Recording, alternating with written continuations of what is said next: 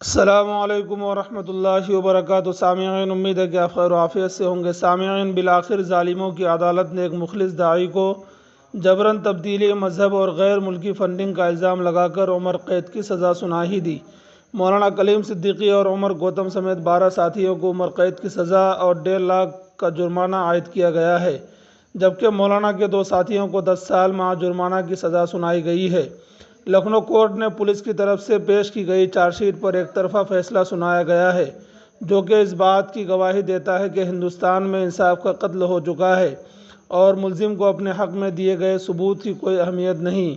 مولانا ایک مخلص داعی اور انسان دوست شخصیات ہے اور ان کے ہاتھوں پر سینکڑوں غیر مسلموں نے کلمہ حق پڑھ کر اسلام میں داخل ہوئے تھے، جس کی وجہ سے مولانا اسلام دشمن طاقتوں کی نظر میں کھٹکنے لگے تھے۔ یہ ایک داعی کے لیے صبر آزما پہلو ہے، جہاں اسے ان صعوبتوں سے دوچار ہونا پڑتا ہے۔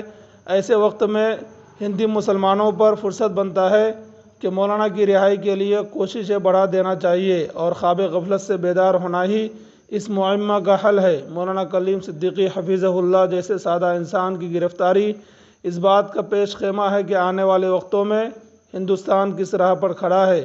یقیناً ایک خبر اندوہناک ہے جس نے مسلم حلقہ میں کوہرام برپا کر دیا ہے، لیکن ہمیں مایوس نہیں ہونا چاہیے۔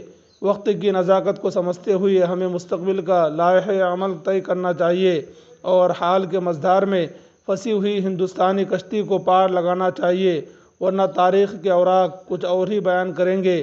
یہ ہائی کورٹ یا سپریم کورٹ اب زعفرانی طاقتوں کے اشارے پر ناچنے والی کٹھ پتلیاں ہے، وہ جس طرح چاہیں گی اپنی انگلیوں پر گھماتی رہیں گی۔ بابری مسجد کا معاملہ ہو یا کوئی اور مسئلہ ہو، ہر طرف مسلمانوں کے دلوں پر زخم لگائے گئے ہیں۔ اللہ ہندی مسلمانوں کی خیر کرے اور انہیں ہمت و طاقت عطا فرمائے۔